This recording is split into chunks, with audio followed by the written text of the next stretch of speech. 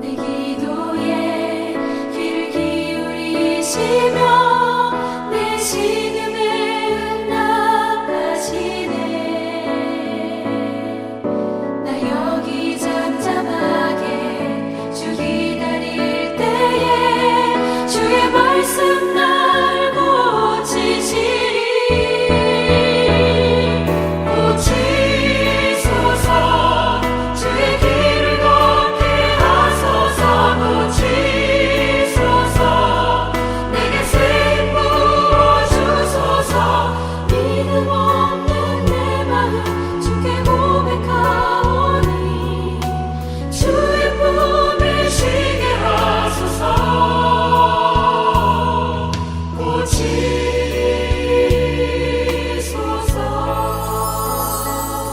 네, 반갑습니다. 시편 32편 말씀 보도록 하겠습니다. 같이 함께 읽도록 하겠습니다. 시편 32편 4절. 주의 손이 주야로 나를 누르시오니 내 진액이 빠져서 여름 가뭄에 마른같이 되었나이다. 아멘. 시편 32편 4절을 함께 합독했습니다. 제목은 나를 누르시는 하나님의 은혜라는 제목으로 같이 말씀을 상고해 보도록 하겠습니다. 나의 멘토가 없고 나를 다스리고 그리고 나를 있게 하는 존재가 없고 나만 최고라고 이렇게 생각할 때는 어느 누구의 간섭을 받지 아니하려고 합니다. 그러나 내게 유익을 주고 내 삶에 있어서 막대한 그런 영향을 끼치는 사람이 있다면 그의 영향을 받을 수밖에 없습니다. 하나님의 손의 역사는 이 땅에 있는 모든 존재들에게 반드시 왜 필요한가를 우리에게 알려주고 있습니다. 그래서 주님의 다스림과 통치가 우리의 삶에 기쁨과 즐거움을 이루어주게 될 것입니다. 하나님의 손의 사역은 하나님이 하시는 일이 무엇인가를 분명히 우리에게 알게 해 주실 것입니다. 시인은 하나님이 하시는 일을 알지 못하고 자기의 원하는 것을 마치 하나님이 기뻐하는 것이라고 잘못 오해하게 되면은 하나님의 뜻에서 벗어날 수밖에 없습니다. 모든 인생은 이런 본질적으로 하나님의 목적에 이룰 수 없는 그런 연약한 재성을 가지고 있습니다. 그러니까 죄라는 것은 우리가 아무리 애쓰고 노력해도 하나님의 뜻에 이룰 수 없는 그런 존재라는 그런 존재성을 가지고 있습니다. 그러니까 구원은 우리가 노력해서 이루어지는 것이 아니라 하나님의 은혜가 전적으로 우리에게 있어야 합니다. 그래서 하나님이 없으면 우리는 결코 하나님의 나라와 상관이 없고 그리고 구원과는 상관이 없을 것입니다.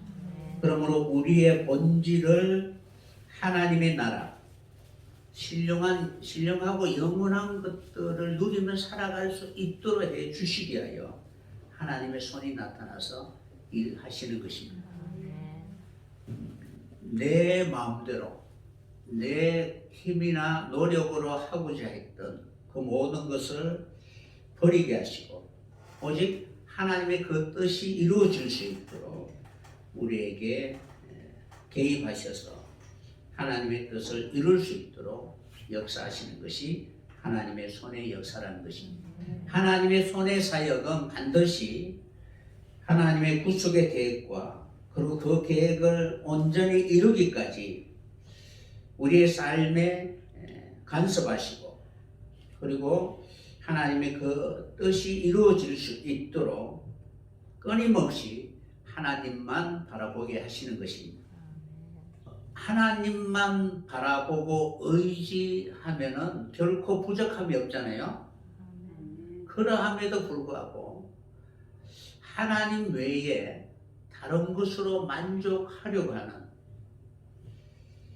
그러한 탐욕의 마음이 바로 우리에게는 있다는 것입니다.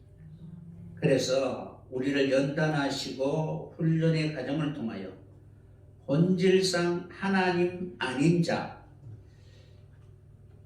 피조된 신들을 의지하고 그 밑에서 종노릇하는 모든 존재들에게 하나님이 누구인가를 알게 하시고, 그리고 하나님만이 우리를 행복하게 해 주실 수 있는 분이라는 사실을 바로 깨닫게 해 주시는 역사가 바로 하나님의 손의 역사라는 거예요. 그러니까 애굽에서 행복하려고 하는 이스라엘 백성들을 왜 출애굽하게 하셨느냐? 그리고 출애굽하게 하셔서 홍해와 광야의 여정, 그리고 요단을 건너 하나님이 약속하신 가나안 땅의 복록을 누리기까지 하나님이 주시는 진정한 축복이 무엇인가를 알게 하시기 위하여 구속의 전 과정에 개입하셔서 우리를 이끌어가는 모든 하나님의 사역이 바로 하나님이 하시는 손의 역사라는 것입니다. 손이 없으면 잘 못하잖아요. 여러분의 손의 역할을 대신해 줄 수 있는 누가 있으면 그에게 명령을 내려서 대신할 수는 있지만 손발이 묶이면 말로만 하지 아무것도 할 수가 없잖아요. 그죠? 그러니까 내 하고자 하는 그 뜻이 무엇인가를 나타낼 수 있는 능력이나 힘이 바로 손발이라고 할 수가 있습니다. 그러므로 하나님의 손이 하시는 일은 구원과 관계 있는 일로서 허물과 죄를 벗어버리지 못하는 우리에게 그것을 벗어버릴 수 있도록 하시기 위하여 하나님 친히 개입하셔서 하시는 일이라는 것입니다. 그 손이 하시는 일이 무엇이냐 하면은 나를 누르신다라고 이렇게 고백하고 있는 것입니다. 그러니까 주야로 나를 누르신다. 누른다라는 이 말은 눌리는 자의 입장에서 보면은 내 의지나 아니면 내 생각과 관계없이 힘으로 눌러버린다라는 그런 뉘앙스를 가지고 있지만 결코 그런 의미는 아니라는 것입니다. 번역은 나를 누르시오니라고 이렇게 기록되어 있으니까 나를 꼼짝달싹하지 못하도록 하나님 그냥 눌러버린다 라는 그런 의미는 아니라는 것입니다. 그러므로 이 눌림이 우리에게 얼마나 큰 은혜인가를 여러분 꼭 기억하셨으면 합니다. 그래서 주의 손이 나타나면 하는 일이 무엇이냐면은 주야로 나를 누르신다는 거예요. 누르시오며라고 이렇게 기록하고 있는데 이 단어는 카바드라는 단어를 사용합니다. 이 뜻은 무겁다, 그리고 버겁다, 그리고 가중하다, 짐을 지다, 힘들게 하다, 그리고 계속 가중하다, 그리고 짐을 지다 하는 뜻입니다. 그러니까 누른다라는 의미는 무엇인가는 내게 얹어주니까 바로 무거움을 느끼게 되잖아요. 그런 의미도 있고, 그리고 부유하다. 그러니까 반대 개념은 부유하다, 영광스럽다, 그리고 명예롭다. 여기는 괴롭다라는 애통하다라는 그런 뜻을 가지고 있습니다. 그러니까 누르다라는 이 의미를 우리는 두 관점에서 이해를 해야 여러분들이 알 수가 있을 것입니다. 그러니까 내 입장과 그리고 누르는 손의 입장에서 어떻게 받아들이느냐에 따라서 그것이 내 인생에 있어서 바로 참견하거나 아니면 나를 못 살게 군다라는 그런 의미가 아니라 나를 영화롭게 하기 위한 하나님의 은혜라는 사실을 바로 받아들이게 될 것입니다. 그러니까 이 단어는 카바드라는 이 단어는 이런 뜻인데 여기에 바보가 여기에 붙으면은 무겁다라는 뜻과 그리고 장관, 그러니까 이것을 내가 실제로 이루게 되면은 막중한 책임감을 느끼게 됩니다. 그러니까 여러분들이 부모는 자식이 태어나니까 자녀에 대하여 무게감을 느끼게 되죠. 책임감을 느끼게 된다는 것입니다.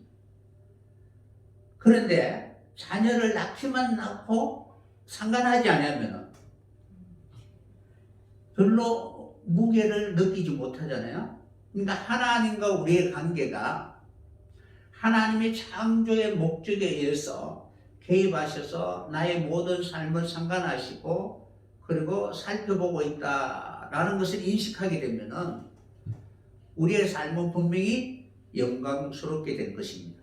그러한 반면 그러한 하나님의 뜻에 합당한 사람이 되기까지 그 무게감, 책임감이 분명히 있다는 것입니다. 그러니까 누른다라는 그런 의미는 막연히 이렇게 힘으로 눌러버린다라는 그런 뜻이 아니라 하나님의 구속의 관계, 구속의 계획 안에서 여러분들이 이해를 해야 되는 것입니다. 그래서 영광스럽게 하다, 자긍심을 갖게 하다라는 뜻을 가지고 있습니다. 그러니까 여기는 바보가 무겁다라는 뜻도 있지만은 영광, 명예, 자긍심 이런 것들이 다 바로 이루어지게 되는 것입니다. 그러니까 여러분들이 자녀를 훌륭하게 양육하고 키우면은 그것이 영광이 되죠. 그런데 그것을 책임지지 않고 회피한다면 결코 영광이 될 수가 없습니다.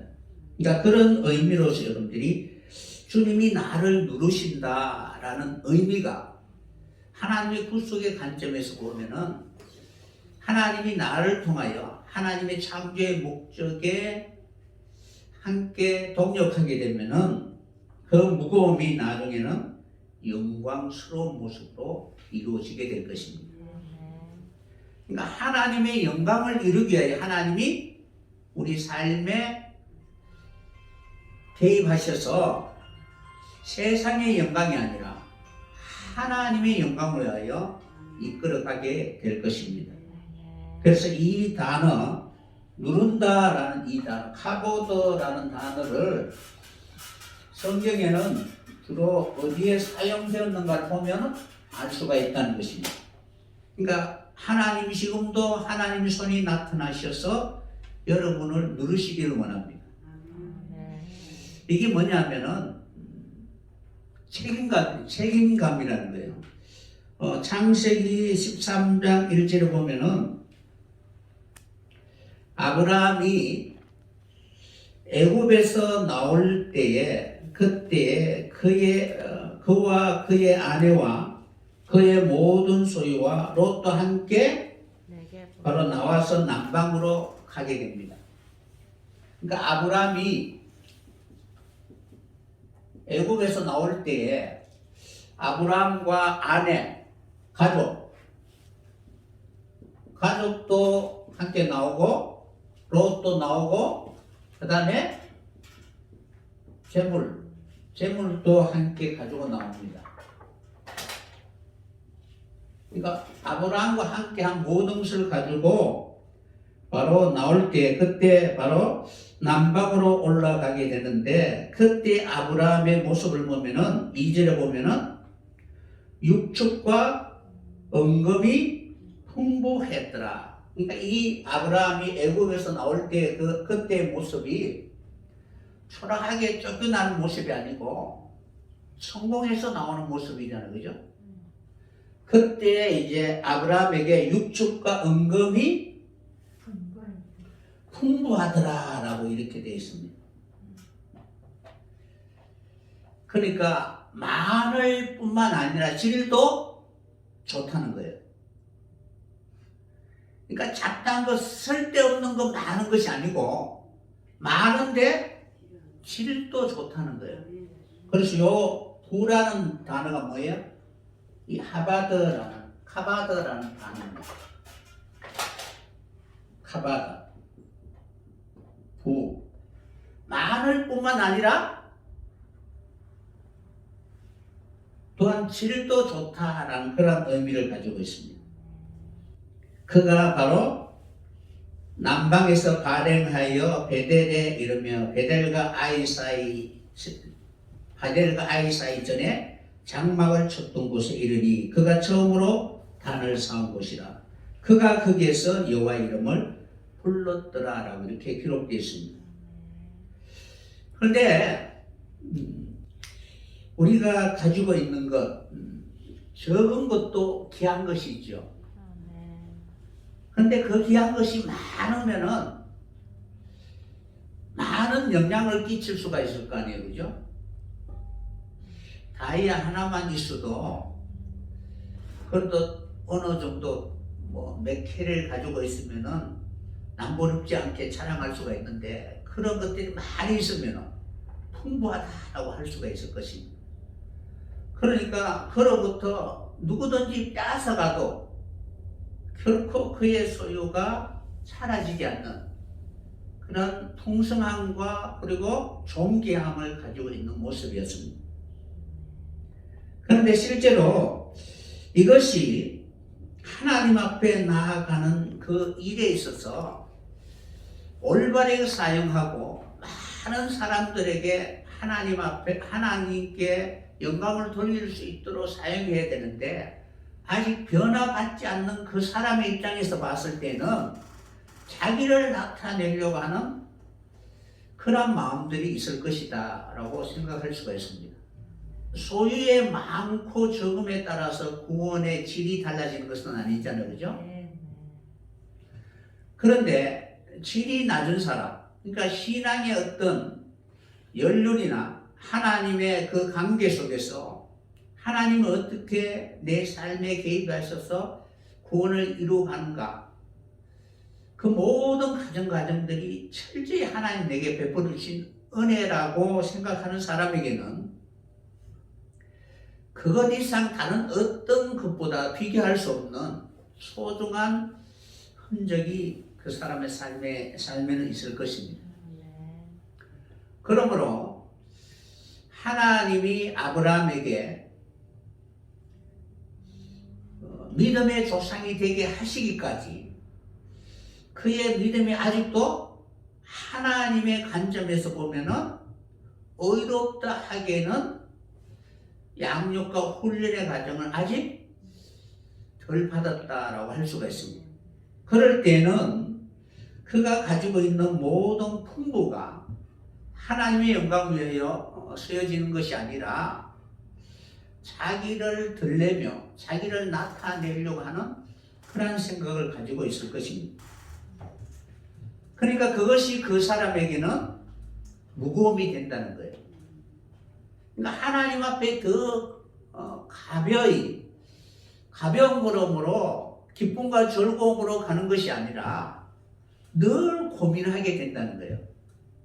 그러니까 말씀을 빗대어 봤을 때 말씀에는 욕심이나 탐심이나 이런 것을 가지지 말라고 했는데 혹시 이것이 나의 탐심이 아닌가라는 생각이 떠오르는 순간 내 영혼의 순수성이나 이런 것들이 많이 바로 고민하게 되잖아요. 버려야 되는가? 아니면 취해야 되는가? 이런 고민 속에서 그가 하나님과 그 관계 속에서 늘 생각할 때에 그에게는 무거운 짐이 된다는 것입니다. 그러니까 어떤 재물이나 내가 가진 그 소유가 무겁다는 것이 아니라 그 사람의 심령에 따라서 그렇게 느낄 수밖에 없는 것입니다. 그래서 많은 풍부한 재물이 때로는 하나님이 하시고자 하는 그 일에 잘 사용하면은 영화와 부요함이 되지만 그것을 잘 다스리지 못하면은 결국 하나님을 거역하게 되는 것입니다. 그래서 풍요롭다, 부라라는 이 단어, 내가 가진 마치 바울이 고백한 것처럼 내가 가진 모든 것들이 주님을 만나기 전에는 귀하고 소중한 것들이었지만 그러나 그리스도를 알고 난 이후에는 그리스도가 더욱더 귀하다는 것입니다. 그러니까 하나님과의 그 관계 속에서 그 풍부가 오히려 나를 누르는 그러한 어떤 재물이나 아니면 나의 발걸음을 잡는 어떤 그 사람이 어떻게 사용하느냐에 따라서 달라 보이게 될 것입니다. 그래서 하나님은 끊임없이 나를 누르신다라는 그 의미는 내가 내 삶의 모든 목적을 향하여 나아갈 때에 과연 나에게 지대한 영향을 끼치고 있는 그것이 과연 하나님의 영광을 위한 것이냐 아니면 내 영광을 위한 것이냐에 따라서 때로는 그것이 나를 누르고 하나님의 뜻을 이루지 못하게 하는 그런 무거운 짐이 될 수밖에 없는 것입니다. 하나님을 알기 전에는 결코 이러한 감정이 없을 것이죠. 그러니까 카바드라는 단어, 여러분들이 하나님이 나를 누르고 계신다라는 것을 느낄 때가 있습니까? 그러니까 막연히 내 하고자 하는 그 일을 하지 못하게 하는 것이 누르는 것이 아니라 하나님의 계획과 목적에 이르지 못하도록 방해하는 많은 것들이 있잖아요. 그죠? 그래서 그것이 오히려 내 마음 중심 속에 끊임없이 고민하게 하고 과연 무엇을 선택해야 하는가 하는 그 판단에 그때에 하나님의 뜻에 순종할 수 있는 그런 사람이 된다면은 이를 알게 하신 이는 내가 선택한 것이 아니라 하나님의 은혜라는 사실을 고백하게 될 것입니다. 그래서 무겁다라는 이 단어가 하바드라는 단어가 때로는 아브라함이 갖고 있는 그러한 자기가 의지하는 가족이나 재물이나 이러한 모든 것들이 오히려 하나님의 뜻을 더 빨리 이룰 수 있는 그 일에 바로 버거움이 될 수가 있다는 것입니다. 그러나 하나님의 은혜가 임하게 되니까 하나님이 은혜로 누르시니까 하나님의 그 영광을 위하여 아브라함에게 하나님 감동을 주시니까 그 모든 것을 다 바로 능히 이기게 되는 것입니다. 그래서 아브라함의 세 번의 과정을 통하여 그가 바로 하나님 앞에 인정받는 그런 의인이라고 칭함을 받는 그런 자리에까지 바로 나아가게 되는 것입니다. 시편 91편 14절에 보면은 시인에게 하나님은 어떻게 말씀하시느냐 하면은 하나님이 가라사대 저가 나를 사랑한즉 내가 저를 건지리라. 저가 내 이름을 안적 내가 저를 높이리라. 저가 내게 간구하리니 내가 응답하리라. 저희 환난 때에 내가 저와 함께하여 저를 건지고 영화롭게 하리라. 아멘. 하나님을 사랑하게 된 동기가 내가 세상을 사랑하게 되면은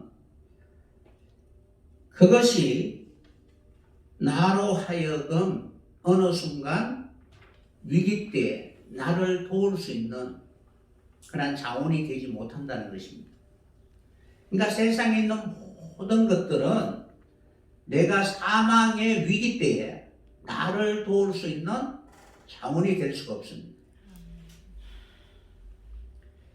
그래서 그 위기 때에 진실로 나의 도움이 되시는 분이 하나님이라는 사실을 깨닫게 되는 순간 오직 하나님만을 바라보게 되고 하나님만을 사랑하게 될 것입니다. 그러므로 환난 때에 진실로 내가 사랑해야 하는 것이 무엇인가를 알고 그리고 그것을 사랑하게 되었을 때 그 환난 때 하나님이 나와 함께 하심으로 말미암아 그 수많은 위기와 위경에서 나를 건져 주시고 영화롭게 해 주시게 될 것입니다. 그러니까 우리는 평안하고 안전하다 할 때에 그때의 우리의 생각 속에는 재물이 많고 건세나 명예나 아무런 걱정이 없을 때에 그때 나는 평안하다라고 생각할 것입니다. 그러나 위기 때에 그 모든 것들은 결코 나를 지켜주지 못합니다. 오직 나를 지켜주실 수 있는 유일한 분은 하나님 한 분밖에 없습니다. 그래서 환난 때에 과연 내가 무엇을 사랑했는가를 고백하고 사랑치 말아야 할 것을 사랑한 것이 죄였고 사랑해야 할 것을 사랑치 못한 것 그것이 나의 허물인 것을 깨닫고 진실로 그 허물을 벗어버리고 하나님만을 의지하고 하나님만 맡기는 그런 삶을 살게 되면 하나님 우리와 함께하게 될 것입니다. 그리고 우리를 영화롭게 해 주게 될 것입니다. 그래서 여기에서 바로 환난 때 건져주시고 영화롭게 하리라. 그러니까 환난 때 건져주시고 나를 영화롭게 해 주시겠다. 이 영화롭게라는 단어가 카보드, 누른다라는 뜻입니다. 그러니까 내 삶의 막중한 책임감, 하나님 앞에 어떤 사람이 되어야 하는가를 인식하고 그 사람이 되기까지 하나님의 손을 의지하여 살아갈 수 있는 그런 사람은 주의 손에 눌림을 받은 자라는 것입니다. 그러니까 내 기쁨을 위하여 살고자 했던 다윗에게 하나님이 어떻게 인생은 철저히 사망 앞에 있다는 사실을 자기 감정대로 하게 되면은 어떠한 일이 벌어지는가를 보여주시고 그리고 가늠할 수밖에 없고 토색할 수밖에 없고 탐심으로 수많은 원수를 맺을 수밖에 없는 그러한 존재라는 사실을 알게 하시고 그리고 하나님께 함께 할 수 있는 그러한 사람이 되도록 하시기 위하여 하나님이 다윗의 삶에 개입하셔서 어떻게 구원을 이루어가는가를 우리에게 보여준 말씀이라는 겁니다. 그러니까 성경에 기록되어 있는 모든 사람, 그 사람들의 삶은 단지 하나님이 어려운 환경 속에서 그 어려움을 극복해 준 그런 일이 아니라 하나님의 구원을 어떻게 펼쳐나가는가를 그의 삶을 통하여 우리에게 보여주시기 위한 바로 교훈의 말씀이라는 것입니다.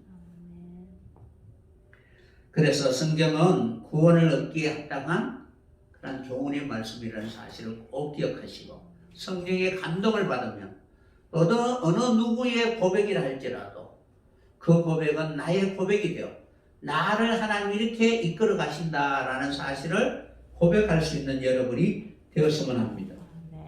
그래서 우리가 어떤 짐을 지느냐에 따라서 하나님이 나를 누르신다라고 고백하게 될 것이고 아니면은 사단이 나를 그렇게 바로 내 삶에 짐을 지게 하셨다라고 이렇게 말하게 될 것입니다.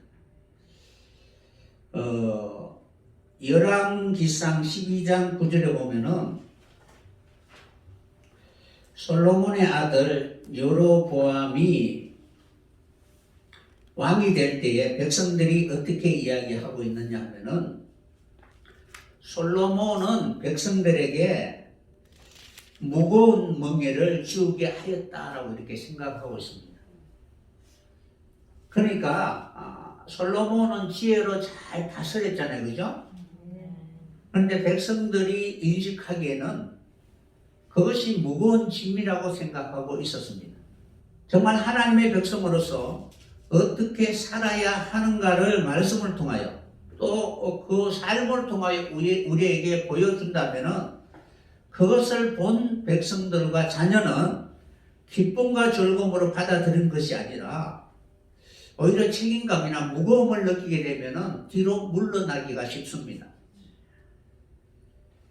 그래서 백성들은 솔로몬의 뒤를 이어 여로보암이 임금이 왕이 될 때 그때 백성들이 어떻게 생각했느냐 하면은 솔로몬이 우리에게 무거운 멍에를 지게 했는데 너는 우리에게 가벼운 멍에를 지게 하라라고 이렇게 말을 합니다.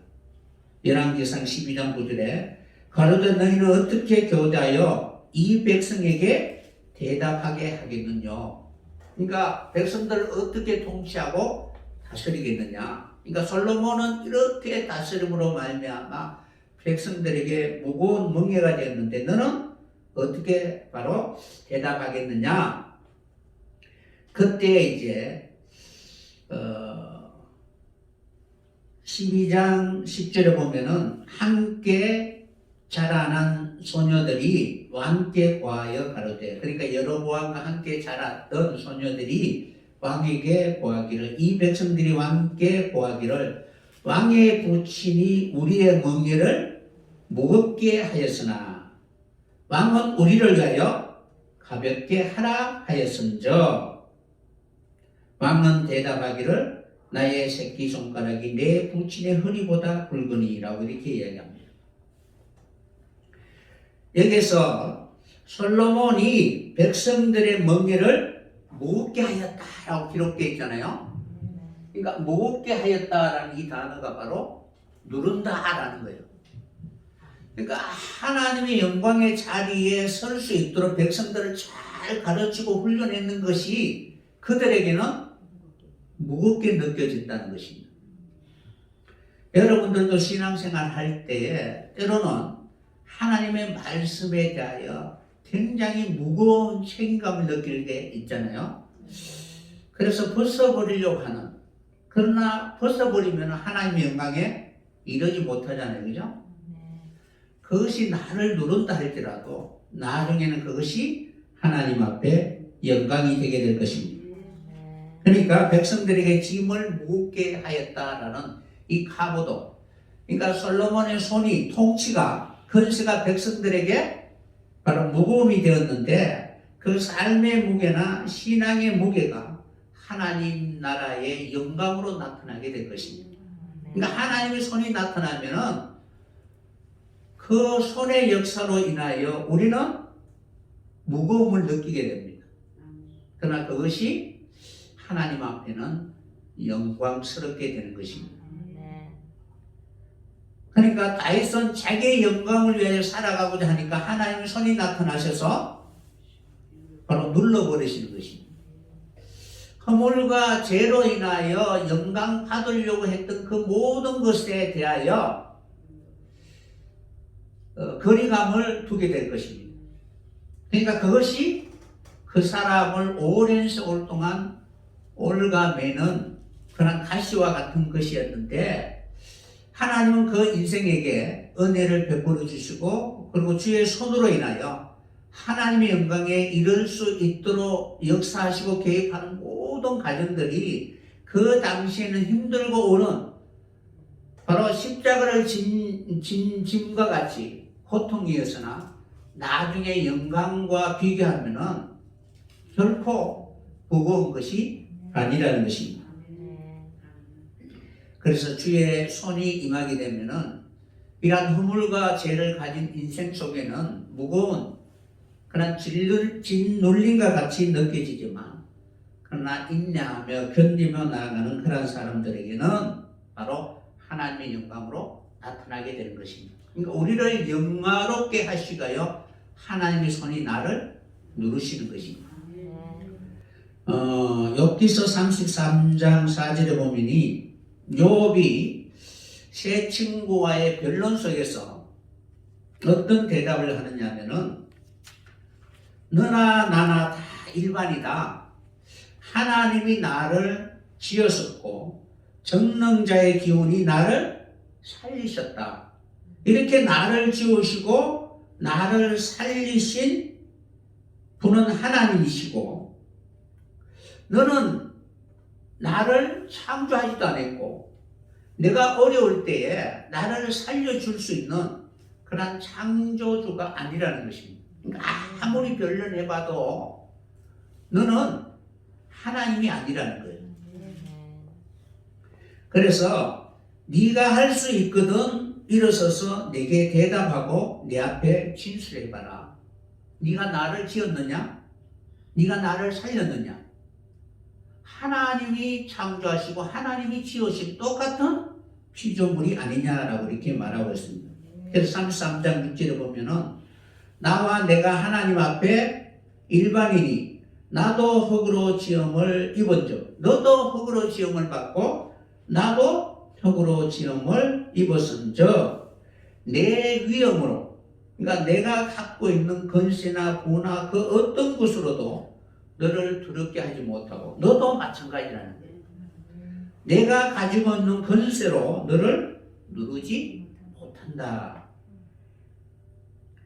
그러므로 내가 실로 나의 듣는 데 말하였고 나는 내 말소리를 들었느니라. 이러기를 나는 깨끗하여 죄가 없고 허물이 없으며 불의도 없거늘 하나님이 나를 칠 틈을 찾으시며 나를 대적으로 여기신다라고 이렇게 말하고 있습니다.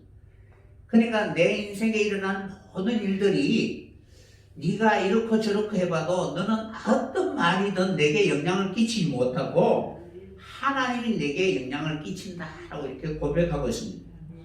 그런데 영향을 끼치는 것은 알기는 아는데 하나님 내가 대적자입니까? 왜 굳이 나를 원수 대하듯이 이렇게 누르십니까? 라고 이야기하고 있는 것입니다. 그러니까 여러분들이 신앙생활 하면서 어렵고 힘든 거 어떻게 생각해요? 누가 그렇게 했다라고 생각하는 것이 아니라 지식이 있으면은 하나님이 나를 그렇게 괴롭게 이렇게 못 살게 하시는 것 보다라고 그렇게 생각하잖아요. 그래서 하나님 제발 좀 내버려 두세요. 이렇게 바로 말을 합니다. 왜 나를 대적자로 여기십니까? 라고 이렇게 생각하고 있습니다.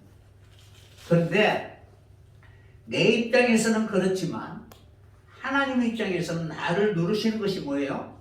나를 영화롭게 하시기 위해 하시는 일이라는 거예요.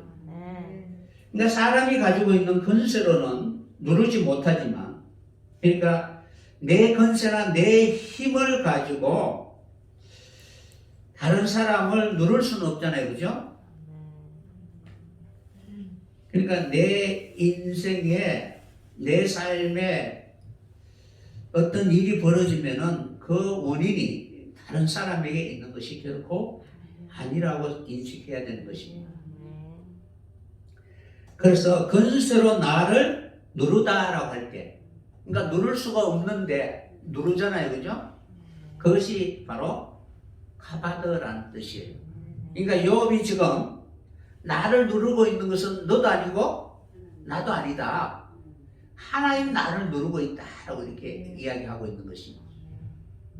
그러므로 주의 손이 나타나서 바로 나를 누르는 것은 내가 대적자이기 때문이 아니라 하나님을 알지 못하고 하나님은 그 뜻과 상관이 없이 바로 자기 자신이 스스로 의롭다고 생각하고 살아가고 있기 때문에 하나님 그것을 누르시고 진실로 하나님 앞에 어떤 사람이 되어야 하는가를 깨닫게 하시고요. 하나님이 개입하시고 역사하고 있는 것입니다.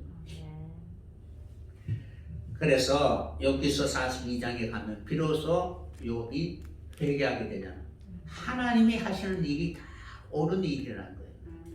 하나님의 나라에 합당한 자녀로 살아가기까지 하나님의 손이 나타나 나를 누르시고, 그리고 내 속에 있는 내 기쁨과 내 탐심을 하나님이 그것을 끊어내지 않으면은 결코 우리는 하나님의 구원과는 상관없이 살아가게 될 것입니다. 이러한 주님이 나를 누르실 때 그것을 받아들일 수 있는 그런 순종의 사람이 꼭 되었으면 합니다. 그래서 십자가를 받아들일 수 있는, 내가 버려야 할 것이 많이 있잖아요. 그런데 내 스스로 자원하는 마음으로 결코 버리지 않습니다. 자존심, 여러분 버리기 쉬워요?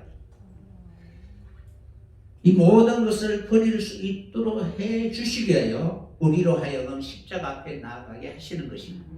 한 걸음 한 걸음 그렇게 우리로 하여금 주께서 주보신 그 십자가 앞에 우리로 하여금 나아가게 하시는 것입니다. 그래서 잠언서 4장 5절에 보면은 지혜를 얻으며 명철을 얻으라. 내 입의 말을 잊지 말며 어기지 말라. 지혜를 버리지 말라. 그러니까 지혜를 얻으라, 명철을 얻으라, 그리고 지혜를 버리지 말라. 그가 너를 구하리라. 지혜를 사랑하라. 그를 사랑하라. 그가 너를 지키리라. 지혜가 제일이니 지혜를 얻으라. 무릇 너의 얻은 것을 가져 명철을 얻을지니라.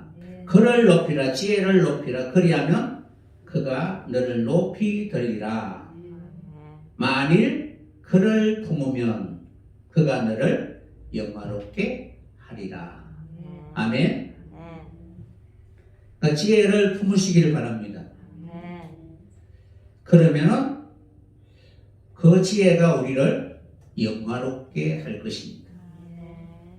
여기서 이제 지혜를 품으면 지혜가 우리를 영화롭게 해 주게 될 것입니다. 그러니까 품으면은 그때부터 지혜가 나를 누르게 되는 것입니다.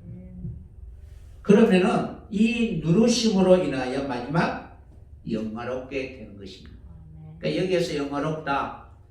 그러니까 다윗에게 십자가라는 것은 자기 속에 허물과 죄가 감추어져 있잖아요. 그것을 인생이 결코 드러낼 수도 없고 찾을 수가 없는데 주의 손이 나타나셔서 환경이나 상황을 통하여 만천하에 드러나게 하신 것이, 그럼 자존심 상하잖아요, 왕이. 그죠?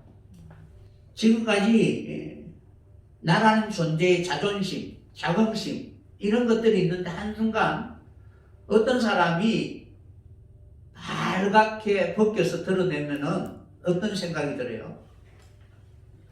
원수처럼 여길 거 아니에요, 그죠?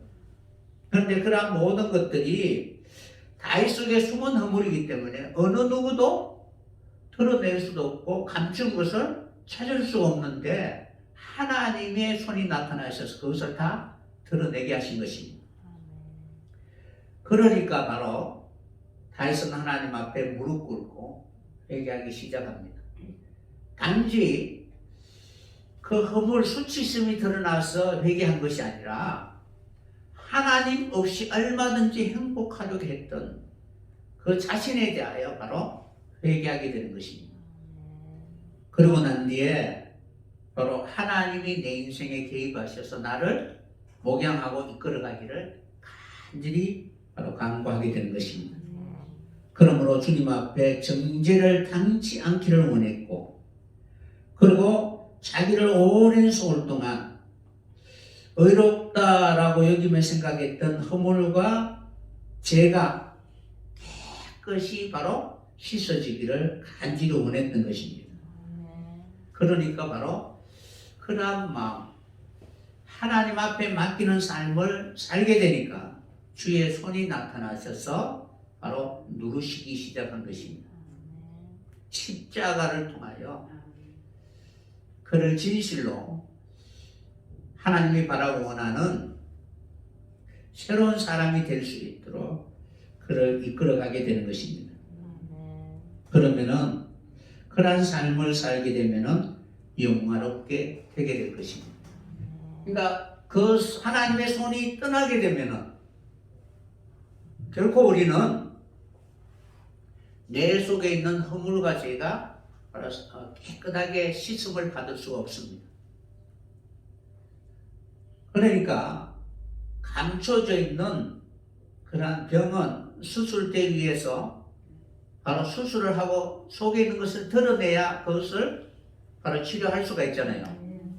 밖에서는 결코 치료할 수가 없습니다. 그런 것처럼 십자가는 우리의 영혼 속에 감춰져 있는 허물과 죄를 다 드러내시는 것입니다. 그리고 하나님 누르시고 고쳐주시고 그리고 영화롭게 해 주게 될 것입니다. 그래서 주의 손이 나타나면 반드시 우리로 하여금 자유로운 영혼, 하나님의 영광을 나타낼 수 있는 그런 사람이 되기까지 끊임없이 우리와 관계를 하면서 우리를 내 원대로 하는 것을 하지 못하도록 막아 서시는 것입니다.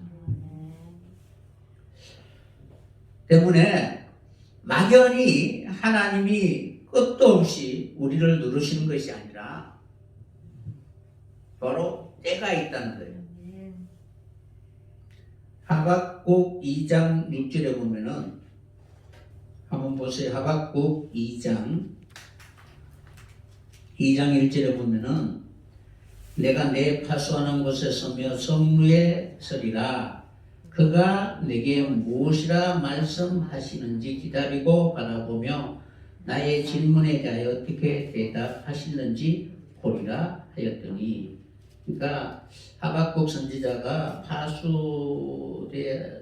파수대 성루에 서서 하나님이 말씀하실 때까지 기다리고 있겠다라고 말씀하고 있습니다.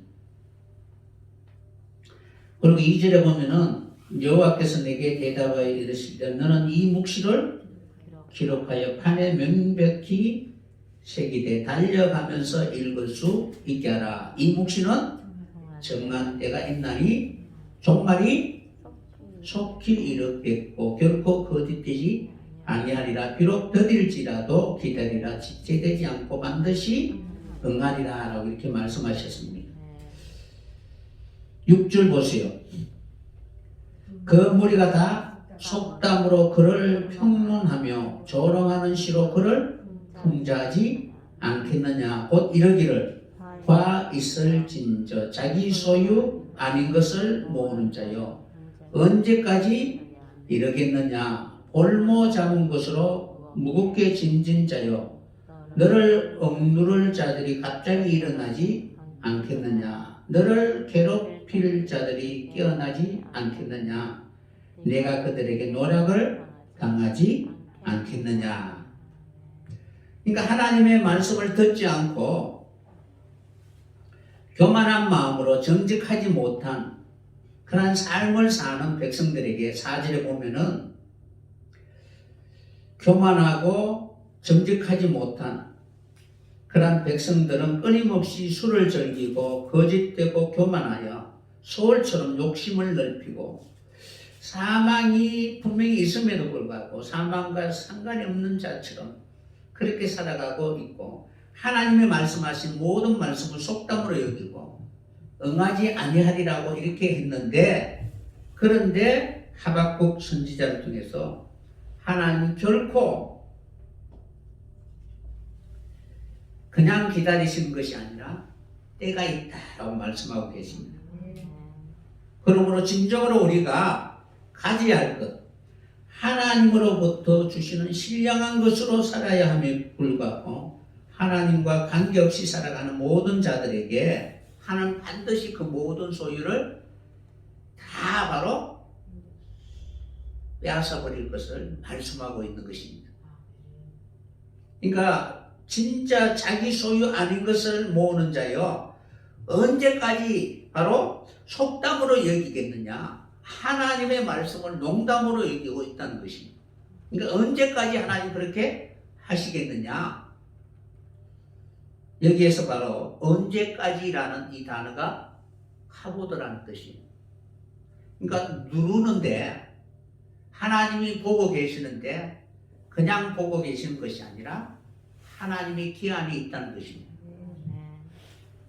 그러니까 그들의 제약의 가능함이 하나님의 마음을 불편하게 하고, 그리고 하나님이 사람 지으심을 한탄하게 되면 하나님이 심판하시잖아요. 이미 정한, 하나님이 이미 그 정한 때가 있고 그 종말이 반드시 이르게 된다는 것입니다. 어느 인생이든 그 종말을 피할 수는 없잖아요. 그러므로 그때를 당하기 전에 우리는 세상 사람들의 통치와 방식에 의해서 기쁨과 즐거움으로 살 것이 아니라 은혜를 입은 노아처럼 그날에 진실로 하나님과 함께 할 수 있는 그러한 사람이 되기 위해서 늘 우리는 하나님이 우리에게 명령하신 그 명령에 진실하게 순종할 수 있는 그러한 사람이 되어야 될 것입니다. 그래서 하나님이 누르시는 그때를 통하여 진실로 환난 때에 내가 누구를 사랑했는가를 내 속에 확실한 증거로 가질 수 있는 여러분들이 꼭 되었으면 합니다. 그래서 하나님은 반드시 우리를 누르실 때에는 하나님의 뜻하신 그 목적이 있고 그 기한과 때가 있기 때문에 그것을 위해 날마다 달려가야 한다는 것입니다. 그래서 모든 사람들이 자신의 삶에 대하여 반드시 하나님 판단하실 때 그때 비로소 자기를 위하여 살아온 모든 사람들은 버림을 당하게 될 것이고 쫓겨나게 되지만, 그러나 하나님의 영광을 위하여 살아가는 그런 삶은 마지막 하나님 앞에 영광을 얻게 될 것입니다. 누가복음 14장 10절에 보면은 사람이 청함을 받을 때 그때 그 사람은 어떤 인식으로 살아가야 되느냐 하면은 바로 말석에 앉아야 된다는 것입니다. 청함을 받을 때 차라리 가서 말석에 앉으라. 그러면 너를 청한 자가 와서 너더러 벗이어 올라 앉으라 할 때 비로소 영광을 받게 될 것입니다. 그러니까 벗이라고 이야기할 때 함께 동행하는 자잖아요. 그죠? 친구. 그러니까 청함을 받아서 진실 하나님 앞에 벗이 되기 위하여 그가 어떤 삶을 살았는가, 그 삶을 보고 하나님 그때 비로소 나의 친구여라고 인정해 주게 될 것입니다. 분명히 마음이 같아지고 뜻이 같아지고 함께 동행할 수 있는 여러분들이 꼭 되었으면 합니다. 예수님이 제자들에게 이제 제자가 아니라 친구라고 불러주신다는 것입니다. 이와 마찬가지로 우리에게도 동일하게 하나님 우리를 청하시고 가르치고 이제는 함께 그 일을 이루어갈 수 있는 그런 벗이 되게 하시는 것입니다. 그러면은 하나님 앞에 인정받는 그런 사람이 되면은 비로소 우리는 그때 하나님이 우리를 보호해 주게 될 것입니다. 결코 우리는 사람에게 영광을 취하는 자가 아니라 하나님께로부터 오는 영광을 구하며 그 영광을 이룰 수 있는 여러분들이 꼭 되었으면 합니다. 그러니까 예수님이 바로 하나님의 영광을 위하여 삶을 사신 것처럼 우리도 동일하게 하나님의 영광을 위하여 자신의 모든 영광을 다 버릴 수 있는 그런 사람들이 되어야 될 것입니다. 그럼 우리는 하나님의 그 일을 이룰 수 있는 그런 동력자로 불러주셨기 때문에 주님이 바로 사역을 하시면서 한결같이 주님 앞에 간절히 기도한 기도의 제목처럼 우리도 동일한 그러한 사명을 가지고 하나님 앞에 드려줄 수 있는 그러한 삶을 살아야 될 것입니다. 요한복음 12장 28절에 보면은 주님이 하나님 앞에 기도합니다. 아버지야, 아버지의 이름을 영광스럽게 하옵소서라고 이렇게 기도하니까 그때 하늘에서 소리가 나서 가로되 내가 이미 영광스럽게 하였고 또 다시 영광스럽게 하리라 라고 이런 음성이 들리게 됩니다. 이때에 곁에 서서 들은 무리들은 우리의 소리가 울었다고 하고 또 어떤 이들은 천사가 저에게 말하였다 하니 예수께서 대답하여 가라사대 이 소리가 난 것은 나를 위한 것이 아니요 너희를 위한 것이니라. 이제 이 세상의 심판이 이르렀으니 이 세상 임금이 쫓겨나리라. 아멘. 그러니까 하나님의 이름을 영광스럽게 하옵소서라고 이렇게 기도하게 되면은 그 기도를 받으시고 하나님의 손이 나타나서 세상 임금을 바로 쫓아내게 될 것입니다. 그러니까 지금까지 나를 다스리는 그 존재가 누구였느냐 하면은 세상 임금이었다는 것입니다. 이 세상 임금이 쫓겨나기 위해서는 하나님 앞에 끊임없이 바로 내 자신을 십자가 앞에 바로 못 박아야 됩니다. 하나님이 나를 판단하시고 그리고 하나님이 나를 심판하사 나는 아무것도 아니지만 그러나 하나님이 나를 영광스럽게 하시게 하여 불러주신 그 일에 대하여 끝까지 낮은 그런 모습으로 순종하며 살아가기를 원합니다라는 그런 마음으로 하나님 앞에 내 자신을 맡기게 되면은 분명히 지금까지 나를 다스렸던 세상 임금이 쫓겨나게 될 것입니다. 그러면은 우리는 더욱더 하나님의 기쁨에 참여하게 될 것입니다. 여러분 사람이죠. 어떤 사람이에요? 하나님의 창조의 뜻을 이루기 위한 하나님의 사람으로 불러주셨잖아요. 그럼 여러분 사람이라고 생각할 때에 여러분 한 사람 한 사람을 이렇게 살펴보면은 여러분은 손이 될 수도 있고 그리고 발이 될 수도 있고 눈이 될 수도 있고 팔이 될 수도 있잖아요. 그러면은 손이 몸에 붙어 있을 때 비로소 사람이라고 하지. 손이 몸에서 떨어져 있을 때 나는 사람이다라고 할 수가 있을까요? 없을까요? 못하잖아요. 그런데 사람이고 싶기는 한데 몸에 붙어 있고 싶은 마음은 없잖아요. 그죠? 몸에 붙어 있으면은 명령하는데 다 순종해야 되잖아요. 그러니까 그것이 부담스러우니까 그 몸에서 떨어져 나가려고 하는 그런 생각을 가지고 있으면 결코 안 된다는 그런 사람이 될 수가 없잖아요. 그죠? 그래서 우리가 진실로 그리스도의 사람이라고 불려지게 되기 위해서는 그리스도의 갑지체로 불러주셨잖아요. 그럼 그 부체는 몸의 영광을 위하여 같이 협력하여야 된다는 것입니다.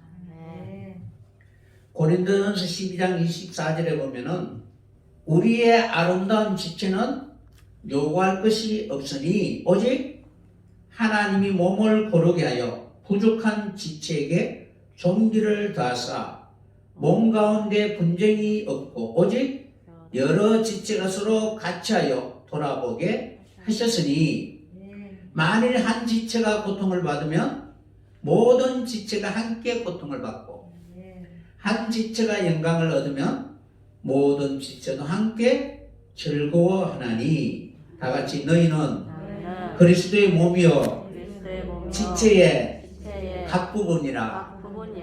아멘.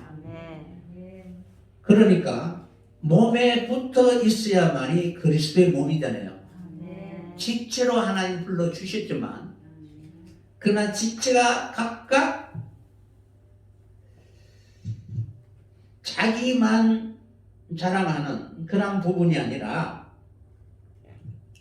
함께 영광을 받고 함께 고통을 받고 함께 하나님의 뜻을 이루기 위하여 서로 돌아보는 그런 삶을 살아야 된다는 것입니다. 그러니까 바로 머리이신 예수 그리스도가 몸이 하나님의 그 뜻으로 영광스럽게 되기 위하여 붙어 있기 위해서는 그런 것으로 상합하고 하나가 되어야 될 것입니다. 때로는 욕됨으로 불려지기도 합니다. 때로는 악한 이름으로 불려지기도 합니다. 속이는 자 같으나 무명한 자 같으나 그러나 세상 사람들이 그렇게 보지만 그러나 주님은 우리로 하여금 영광스럽게 할 것입니다. 그리고 하나님 앞에 아름다운 이름으로 불려지게 될 것입니다. 남들은 아무런 힘이 없는 자같이 보지만 그러나 우리가 살고 징계받는 모든 일들이 마지막 하나님 앞에 귀하게 불려줄 수 있는 여러분들이 꼭 되었으면 합니다. 그래서 그리스도의 이름으로 욕을 받으면 복이 있는 자로다. 영광의 영 곧 하나님의 영이 너희에 계심이라. 아멘. 이 십자가 위에 사단이 더 이상 어떻게 우리로 하여금 하나님의 영광에 이르지 못하도록 방해하지 못하도록 주의 손이 그에게 임하여 우리와 함께 동행하게 될 것입니다. 십자가는 하나님의 능력입니다. 멸망하는 자들에게는 미련하게 보입니다. 그러나 구원을 얻는 우리에게는 하나님의 지혜요 능력인 것을 꼭 믿으시기를 바랍니다. 구원의 전 사역에 관여하시고 다스리고 이루게 하시는 모든 그러한 과정 속에 하나님의 손이 나를 이렇게 십자가를 통하여 내 속에 있는 모든 허물을 다 깨끗하게 씻겨주시기 위하여 나와 함께 동행하게 될 것입니다. 하나 되는 것이 짐이 되고 하나 되는 것이 버거울지라도 이것이 그리스도의 몸에 참여하는 소중한 기회라는 사실을 기억하고 이 일을 통하여 마지막 예수를 죽은 자 가운데 살리신 이의 영이 우리에게 임하게 되면 우리의 죽을 몸도 죽지 아니함을 입을 수 있는 영광의 몸으로 나타날 수 있도록 역사하게 될 것입니다.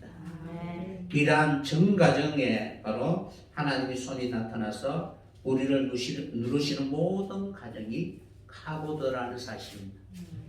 그러니까 영화에 이르기까지 나를 다 바로 관여하셔서 하시는 모든 일들이 바로 나를 누르시오니라고 이렇게 고백하게 되는 것입니다.